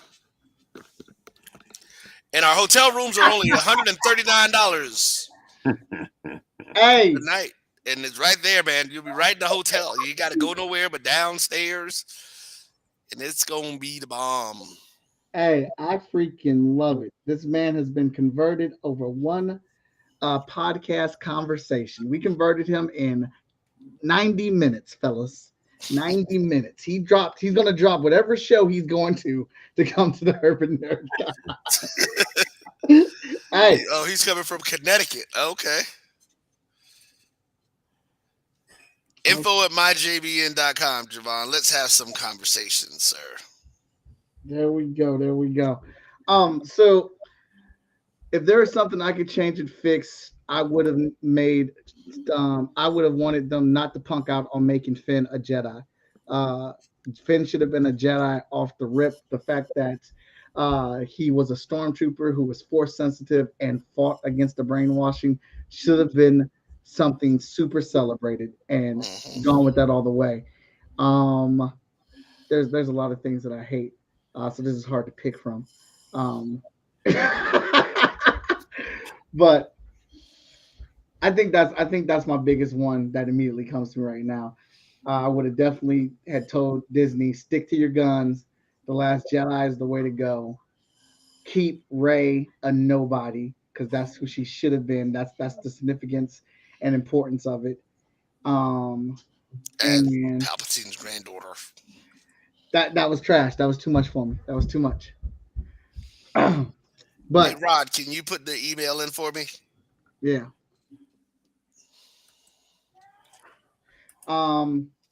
That's all I got. My family and I and my wife and I and my friends, we watch so much stuff. So I draw. I have a TV on while I'm drawing and stuff like this. So we watch tons of things, and I get we just watched this thing. So I'm a veto one of them. School Spirits. I would have changed the ending of that shit. I'm sorry, it made me so mad. They had me invested for 8 episodes. I was invested in the story, and then I got hooked like a fish in the ocean for a whole nother 8 episodes in the new season. I hate when shows do that. Finish your story arc then, and be brave and start a new story in your next season. Cowardice, dang it! I hate that. Made me so mad. They hook you. Yep, they're trying to get you in. And if I'll repeat, because I'm not sure if Rod has seen it, it's info@myjbn.com is the email. Awesome. So we've talked about a lot here. Kevin, what are you most excited for the Urban Nerd Con? I just like the bringing together of, different Black creators from different, arenas or different mediums. That's what I enjoy the most, because we really didn't have that, or I didn't really have it growing up. You know what I'm saying? So to see what, Roy has really, put together in such a, professional manner, that's what I really like, and that's what I enjoy, And ultimately, I think it'll be a place where, we can really meet, going forward. I mean, I when Roy first approached me, he was talking about he wanted this to rival Dragon Con. So, kind of imagine a Black Dragon Con is, put on by us, where everyone can come and it's just surrounded by excellence. That's what I like. That's what I'm hoping for. That's what I think we'll achieve. Like, I need to step away just for a sec. I'll be right back. No problem. Trying to get these, like I said, the deets in here right now. Yeah. So, talk to me about, or talk to us about the character Darkstar. How long did that process take for you to actually craft the character from mind to paper here with the costume and stuff? Oh man, he first made an appearance in a book I did back in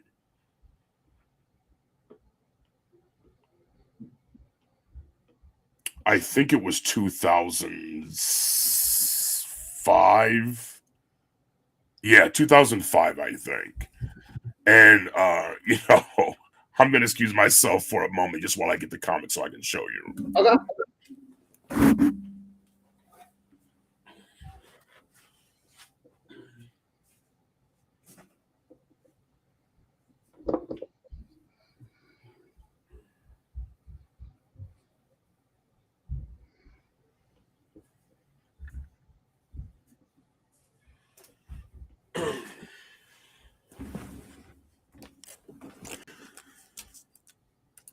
Okay.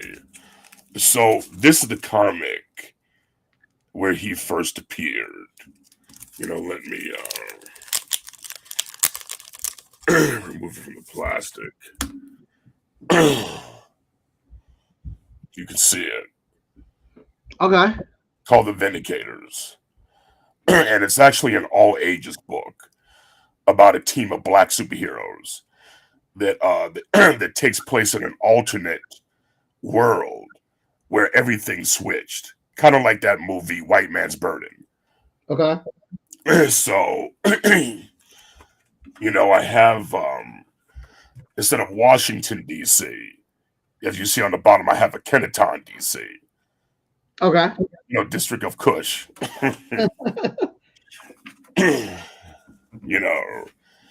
So here I have a picture of what is their Capitol building. You have Frederick Douglass, where the Lincoln Memorial is. Up here is the Washington Monument, and I call it something else. This is the White House right here, you see. Yeah. And so this is the first image of Darkstorm here. Nice. Yeah. And the artwork, is really fantastic, drawn by a guy named Lionel Castellini. And I really had, some amazing, fun with it. If you can see. Yeah.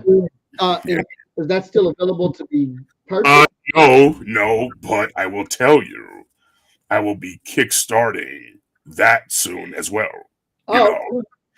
Yeah, so yes, I'm gonna be kickstarting a lot. So you'll get to see everything I've been working on.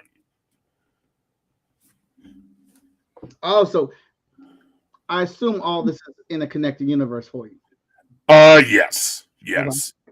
Trying to create a shared universe. Yeah. Hey, I have a question for Kevin. Sure. Where does the stuff that you announced with Charlemagne the God fit in? What's that all about? So the thing is, we're coming out with a book that's going to be drawn by Ken Lashley, and it should be coming out soon. It's being drawn slowly but surely. Ken is doing some fantastic work on it. He's a complete professional.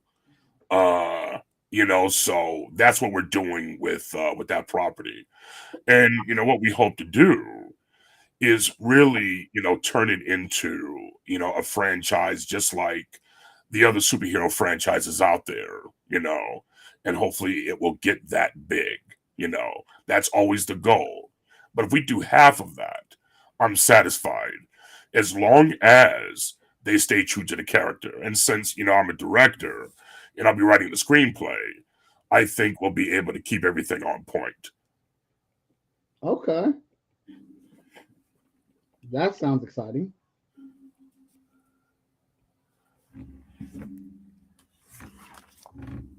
And I was Mike. Okay, there it is. Now you can hear me. I keep muting myself and forgetting. Javon, I saw your email. I was going to ready to say I'm actually going to have to get ready to bow out, so I'm going to let you and Kevin have these great conversations because y'all are super dope creators. I'm going to have a 6 o'clock call in the morning to be out to get some stuff together. So yeah. But again, man, thank you for inviting me on, folks. The Urban Nerd Con. Go donate some young nerd badges so that some young kids can be inspired and get some great stuff.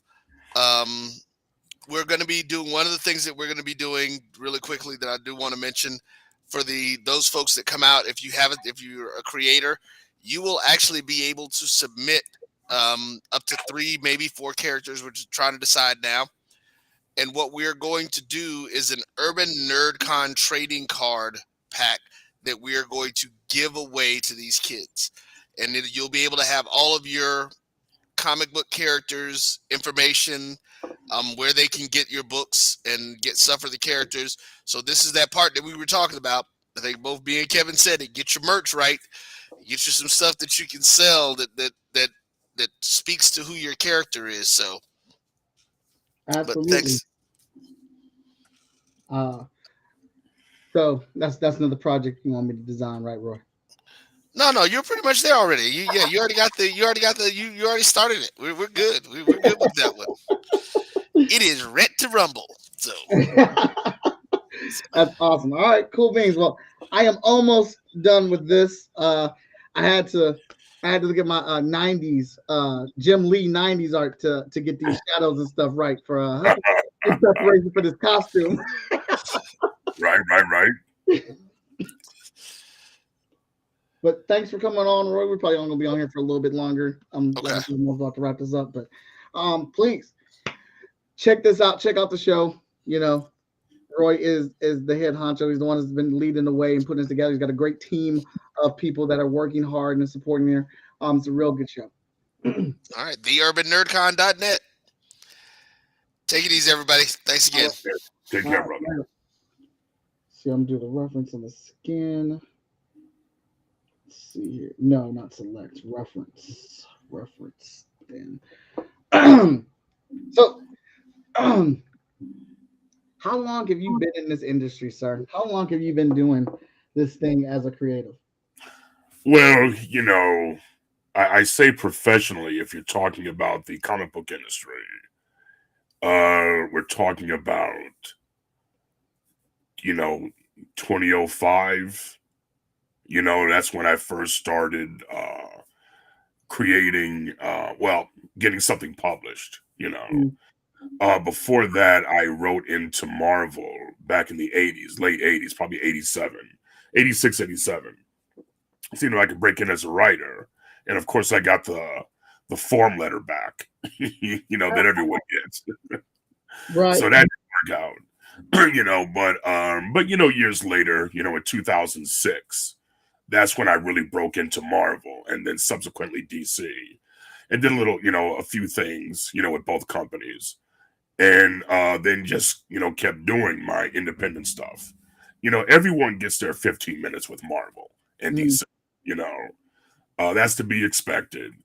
If it lasts longer, good. If not, well, that's good too. It just shows you the ropes, gives you the prestige you need. And then you go on to doing your own thing. And I think that works out the best. Awesome. So what was the first gig for you, though? Was the first gig Marvel? If you're talking about for the big two, yes. Mm-hmm. It was on a book called The New Warriors. And it was I think it was their fourth iteration of the book. And, I really wasn't too happy about getting it. I mean, it was kind of bittersweet because of course, I relished the fact that I was going to be working with Marvel, but I never ever thought my first book would be The New Warriors. And I felt it was one of those setup jobs, just given the fact that, well, it's not like this book is not going to be canceled. It's already been canceled 3 times before. So why is this book going to be different? And of course it wasn't. After 20 issues, we got canceled. But, it's where I got in, was able to, get that initial professional gig. Now I have arrived. Now it's about staying there. And so, but it was there that I was able to introduce a character I had created, at least in part when I was a kid, called the Blue Marvel. And so I'm thankful, and blessed that they were able to give me that job. So that was good. Give me that opportunity. Awesome. How many times did you try to get into Marvel before they finally said yes? You know what? Just that one time I told you about. Okay. Yeah. In the 80s, I sent that letter. It was sent a couple of stories in. They got rejected. Oh well. So that was it. Okay. But it was cool. Well, yeah, I think sometimes you gotta get rejected to know what it feels like to get up and move forward. Oh, of course. Fortunately, I was able to break through. But it is what it is too. Mm-hmm. You just have to keep at it, and you can make it. You know, I don't think you have to be special, you know, in order to make it in this industry or any industry. I mean, I even think now, if you want to be a filmmaker, you know, they have cats shooting movies with their iPhones. Yeah. You know what I'm saying? Mm-hmm. So you cannot say, well, you know, I didn't have the log, it didn't break for me this way or that way. Well, you know what? If you're serious, you can go ahead and you know, get that iPhone or that iPad and shoot your movie that way. You know, it can be done, and Yeah. people have done it. People have done it. That is definitely true. I found that work scares people away. Yeah. Well, you know, man, it definitely separates the boys from the men. That's for sure. That is for sure. But like I said, man, you know, it doesn't take brain surgery to really make it in this industry. It really doesn't. You just have to decide, you know, how badly you want it and what are you prepared to do. Mm-hmm. You know. That's very true. That is very, very true. So obviously you've been at these comic book conventions, you've been at a lot of events, you're in the industry and things like that. And I am sure people come up to you, all right, Javon, later. And I'm sure people come to you all the time asking you, hey, how can I do this? Or what do you think of that? What's something that you see a lot of people doing as a mistake that, you know, just overall that a mistake that you see repeated a lot? You know, that's a difficult one. Okay. I will say probably the thing I run into the most is people who say they want to do something and they want to do it badly, but never do it. Mm-hmm. Never do it, and there are opportunities out there for them to do it. But if it doesn't come in a package or the form they want, then they just say, oh, it's not going to work, blah, blah, blah. And I'm like, that's not true. You just have to stick with it. Right. And, you know, God never promised anybody a rose garden except for Adam and Eve, you know. That's it. Mm-hmm. You know, and so if you really want it, you know, I will say go get it. Because it is there for the taking. But what are you prepared to do? That's the thing. That's a bar. That's a bar. That is Yeah. a bar. What are you prepared to do?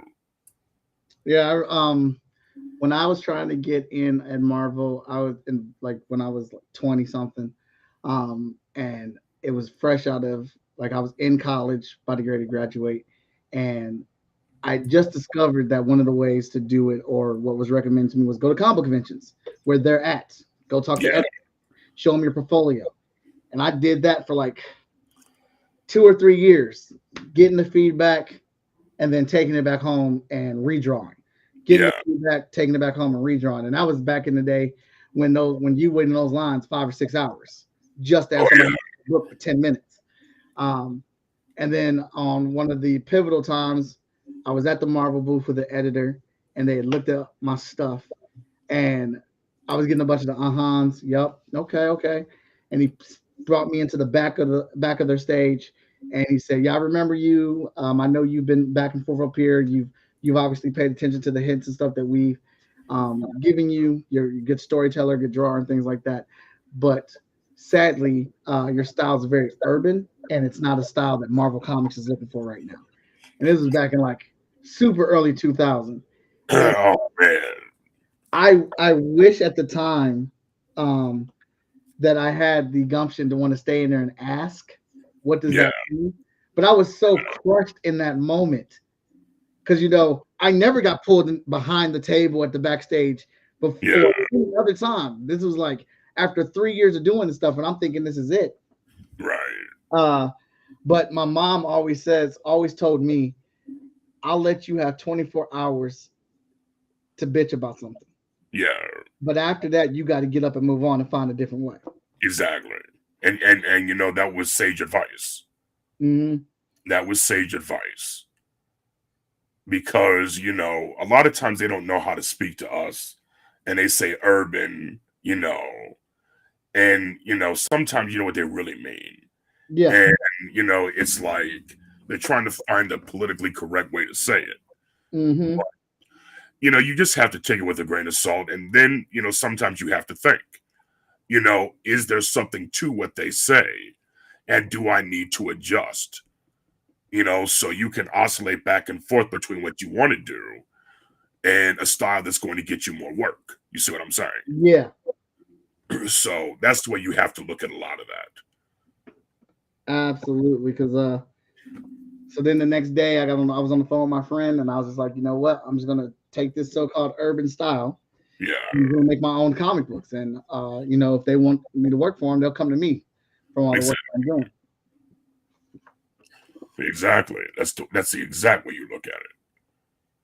So, trying to make things happen, and and I am glad that that happened or whatnot, because I am very happy with the content that I make and that we publish, and getting that experience of doing everything that we do at FSK. So everybody's road is different. Most definitely. And I do believe everybody can make it. I Mhm. really do. It's just like I said, what are you prepared to do? How long are you willing to wait? Yeah. Yeah, and that's a that will wake people up when they have to, when they see the work that actually has to be done to put into it, that it's not just given to you. And I'll be guilty of that myself. Right. Thinking that I deserve something because of everything that I've done, or all my experiences, and I had to understand it. I don't. You got to keep going. You got to keep working. That's right. All right. That is absolutely right. I'm gonna get you on your way here. This is the finishing touches that I like to put on these things. And then after I'm finished with this is my gift to you, sir. You can do whatever you want with it. I appreciate that. We're gonna man. You know what, dude? I have a Dark Storm anthology coming up. And maybe you might want to draw, a story. Oh, hey, I'm not gonna say no to that, sir.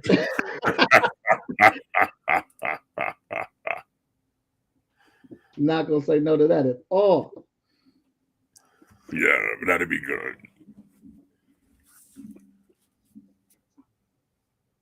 Oh, well, you know what? While I'm doing these finishing touches, I don't think we actually went over Dark Storm's power set.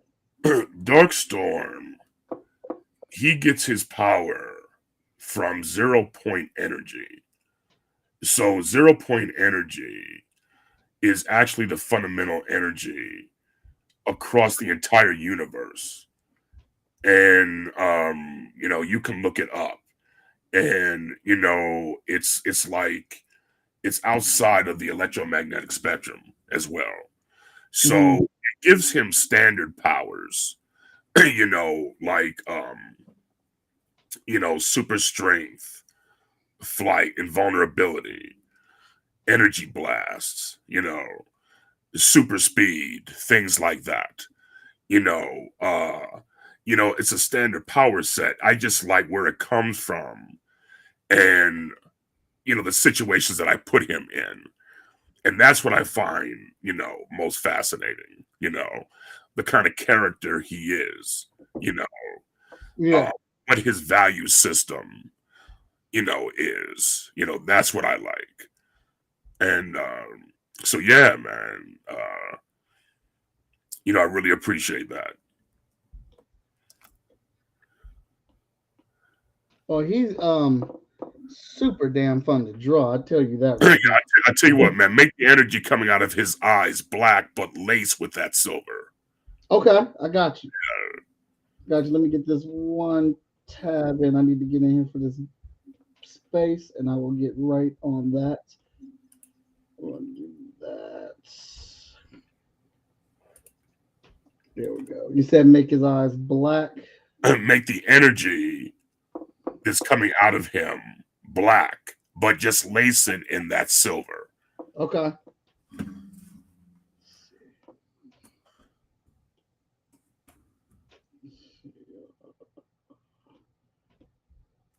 There we go.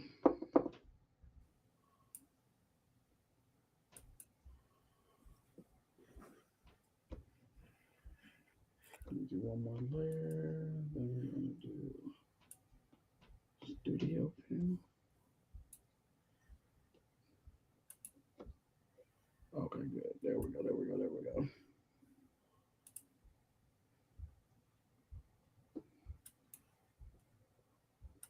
So 0 energy. Or 0 point energy. Okay.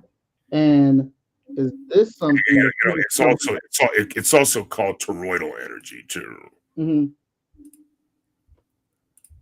Toroidal energy?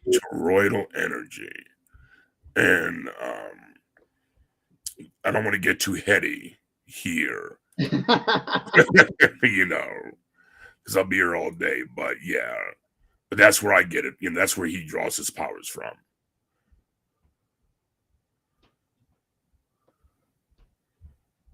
And it's thought to be, like I said, the most fundamental or powerful energy in the universe.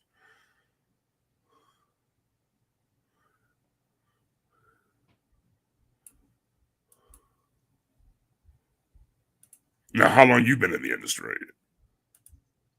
I have been out here since 2002 professionally, but I started super early. Thankfully, my 6th grade teacher paid attention to her students and cared about us. She saw that me and my best friend at the time, Tom, were really into comic books, and we were making our own books and selling them during lunch periods. Oh, wow. Yeah, That's amazing. so she talked to the principal and got our lunch periods extended once a week by 15 minutes and brought candy and popcorn in. So it allowed the other classes to come into our room and shop for comic books and candy. Wow. Man, that's great, man. That really is. Teachers like that are hard to come by. Rare. Yeah, you know, my mother was a teacher. And I remember, you know, one of the things that she did that I will never, ever forget. She actually, one year, she actually made us green eggs and ham. Green. Oh, how was that? You know, I was like, you're kidding me. And, you know, we were hesitant at first, but it was just food coloring, you know. But hey, they tasted good. Mm. Tasted good.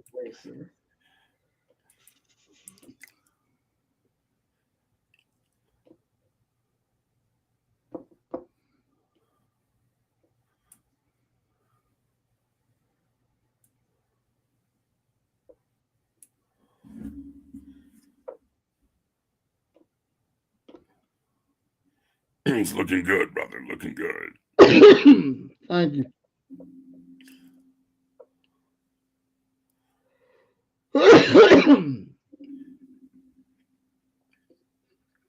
So how long you been doing your podcast?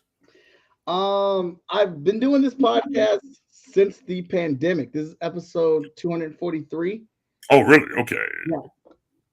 I was trying to find, because I go to a lot of comic book conventions.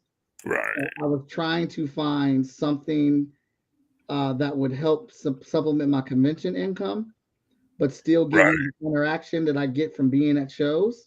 Right. And I remember one of my favorite things about comic book conventions is sitting at the convention table next to somebody and chatting the day away while you're selling stuff. Yes. So I figured I would get on here and draw stuff and talk and promote my fellow creatives while they have projects and stuff out. Yeah, I'm thinking about starting a channel myself. You know, I'm just trying to figure out what to talk about. It's the way to go. Yeah, that's what they tell me. Because you just really can't go wrong with it, really. I mean, because and then especially as much as as much as the industry that you've been in. Yeah. Yeah, just trying to figure that out. You know, how I'm going to do that. That would be interesting. Have you thought about what the basis of it would be? Well, that's what I'm trying to figure out right now. Right. You know, I want it to be. See, I don't want to focus on just comics. I want to be able to talk about, different aspects of genre. Movies, TV shows, science fiction, horror, thriller, action, things like that. Yeah. Just trying to find a hook. Just trying to find a hook. But that's good. Well, I mean, obviously, I think if you make it a multi-platform podcast, that keeps you free to talk about whatever you want to talk about. Oh, to be sure. Yeah.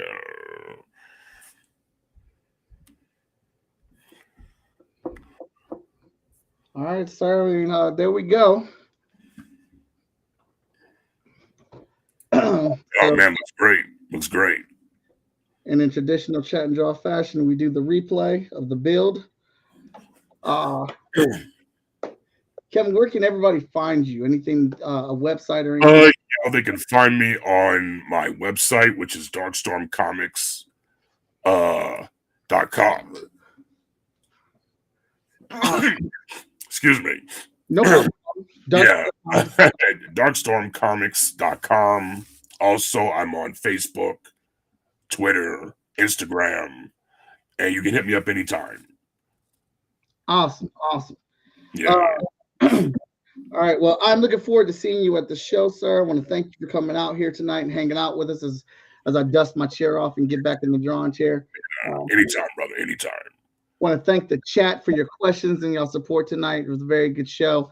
Remember to check us out at fsknow.com. That's currently where you can get all the FSK goodness, our merch, our comic books, and all that jazz. Very much so looking forward to releasing this 12th issue to you guys with the Hot Shot story coming in.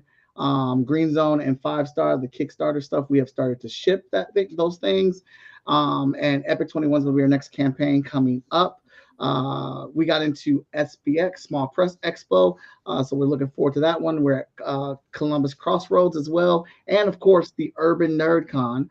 We got 3 more characters to reveal in that poster, so come find me at all social media as Most Epic Art on all social media. And man, it was great. I hope everybody stays on. Come back if this is your first time watching the show. Please subscribe. Give us a follow. We are part of the Agents of Geekdom Network. We have about, I want to say 10 to 11 different podcasts on one network channel for Twitch.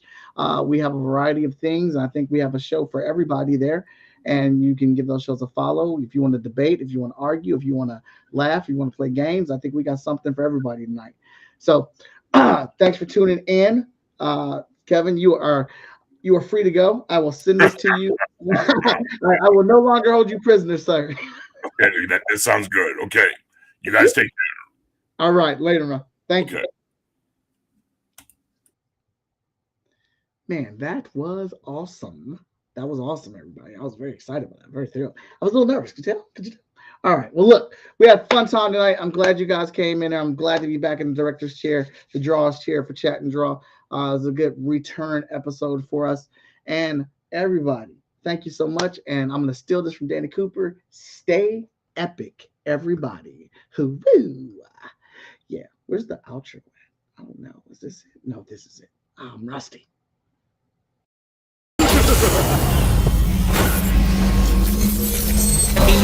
I think that I should ask Mr. Watson. I think that I should ask Mr. Watson. I think that I should ask Mr. Watson. I think that I should ask